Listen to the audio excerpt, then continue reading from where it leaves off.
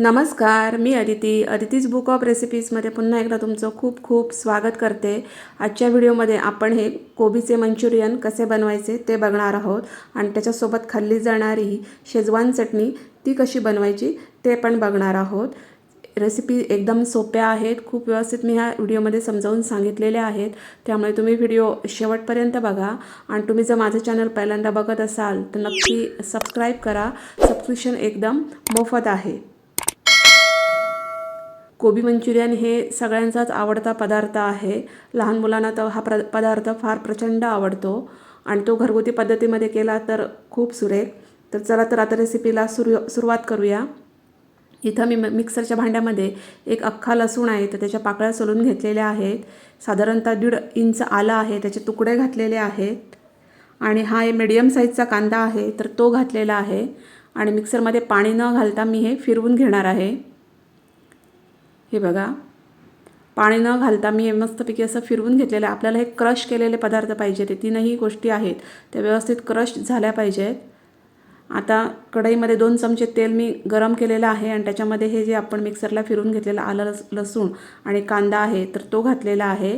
आपण इथं शेजवान चटणी करतोय तर तेलामध्ये हे परतवून घ्यायचं, थोडासा याचा कच्चेपणा गेला पाहिजे। हे बघा, गॅसची फ्लेम मीडियम ठेवायची आणि हे परतवून घ्यायचं।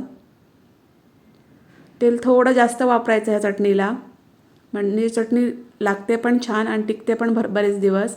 तर इथं मी बेडगी मिरची पावडर वापरलेली आहे 2 चमचे। याने या चटणीचा सुरेख असा लाल रंग येईल आणि थोडासा तिखटपणा पण येईल। तुम्हाला जर अजून स्पायसी हवी असेल तर ह्याच्यामध्ये तिखट लाल मिरची पावडर तुम्ही इथं वापरली तरी चालेल। एकदम झटपट अशी ही शेजवान चटणी तयार होते। आता याच्यामध्ये मी पाणी घातलेलं आहे, साधारणतः 1 वाटी मी याच्यामध्ये पाणी घातलेलं आहे। हे बघा, तुम्हाला जितपत चटणी पातळ पाहिजे त्या प्रमाणात तुम्ही इथं पाणी वापरा। मी इथं लाल मिरची पावडर वापरले, त्याच्याऐवजी तुम्ही अख्ख्या ज्या मिरच्या असतात सुक्या लाल मिरच्या तर त्या गरम पाण्यामध्ये थोडा वेळ उकळवून त्याची पेस्ट करून ती पण इथं वापरू शकता।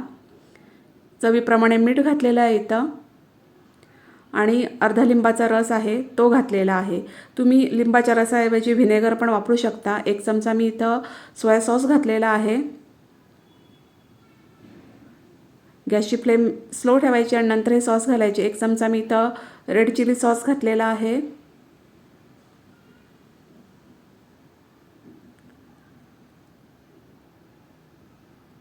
आणि नंतर मी याच्यामध्ये 1 चमचा इथं टोमॅटो केचप घातलेला आहे। तर हे सगळे सॉस घालून झाल्यानंतर मी हे छान असं मिक्स करून घेतलेलं आहे। अगदी आपण बाजारातून विकत आणतो त्या चटणीसारखीच सेम ही चटणी लागते। तुम्ही नक्की एकदा ट्राय करून बघा आणि झटपट होते। आणि नंतर मी मंद गॅस फ्लेमवरच ही चटणी व्यवस्थित शिजवून घेतलेली आहे। हे बघा, त्याचं पूर्णपणे तेल असं सुटलेलं आहे त्या चटणीला आणि तुम्ही बघू शकता खूप सुरेख अशी आणि सुंदर आणि झटपट अशी ही शेजवान चटणी तयार झालेली आहे। तुम्ही ही थंड झाल्यानंतर बरणीमध्ये भरून फ्रीजमध्ये ठेवू शकता। अगदी फ्रीजमध्ये आरामात महिनाभर टिकते। चला तर इथं मी हा कोबी घेतलेला आहे, जवळजवळ 1 किलो हा कोबी आहे। तो कोबी स्वच्छ धुवून घेतलेला आहे मी आणि किसणीवर मी हा आता किसून घेणार आहे। आपण आता मंचुरियन करायला घेतलेले आहे। तर कोबी बारीक चिरायला फार त्रास होतो, कारण मंचुरियनसाठी कोबी एकदम बारीक चिरावा लागतो, त्यामुळे किसणीवर किसून घेतला तर एकदम सोपं पडतं। हे बघा, त्याचे किसून झाल्यानंतर काही साली ज्या आहेत त्या कोबीच्या जाड राहतात तर त्या बारीक चिरून घ्यायच्या नंतर। आणि हे बघा, एवढा सगळा मला आता कोबी हा किसून मिळालेला आहे। तर मी त्यातला थोडा थोडा कोबीचा हे भाग घेऊन मी त्यातलं पाणी काढून टाकलेलं आहे। हे बघा, एक्स्ट्राचं पाणी आहे कोबीमधलं ते सगळं काढून घ्यायचं, नाही तर पुढे ते मंचुरियन एकदम असे मऊ मऊ लागतात। याच्यामध्ये 2 कांदे आहेत तर ते मी एकदम बारीक असे चॉपरमध्ये चॉप करून घेतलेले आहेत आणि ते इथे ॲड केलेले आहे। कांदा एकदम बारीक चिरून घ्यायचा, चॉपरमध्ये ते एकदम इझी पडतं। आलं लसूणची पेस्ट इथं वापरलेली आहे मी, 1-2 चमचे इथं आलं लसूणची पेस्ट वापरायची। हे बघा, त्याने कोबी मंचुरियनची चव आहे ती खूप छान येते। आणि चवीप्रमाणे मीठ, साधारणतः 1 मोठा चमचा भरून मी इथं मीठ वापरलेलं आहे। इथं मी परत बेडगी मिरची पावडर 1 चमचा वापरलेली आहे। साधारणतः अर्धा चमचा मी याच्यामध्ये सोया सॉस घातलेला आहे। आणि आता हे छान असं मिक्स करून घ्यायचं आहे.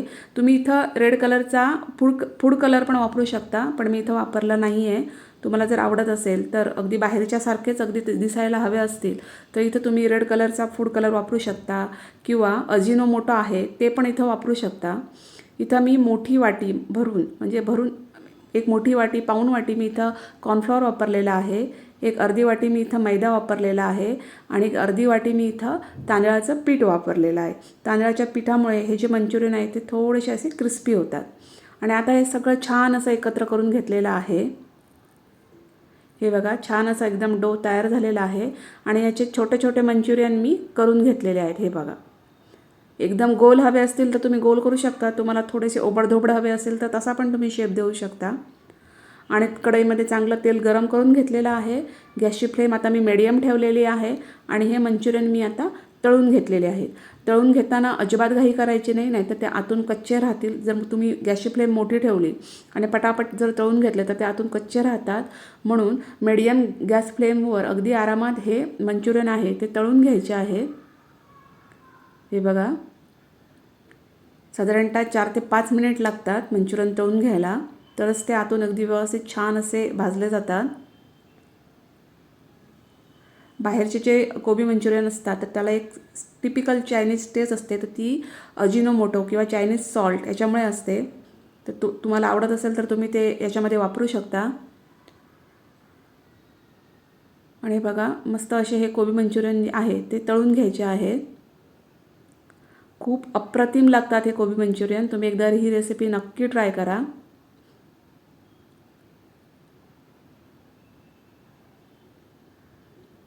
हे बघा छान असे कोबी मंचुरियन तळून झालेले आहे. तुम्ही बघू शकता त्यांचा कलर आहे तो एकदम सोनेरी असा आलेला आहे.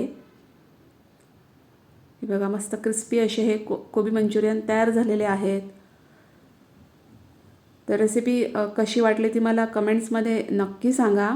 शेजवान चटणीसोबत हे कोबी मंचुरियन खूप छान लागतात. नक्की एकदा ही रेसिपी ट्राय करा.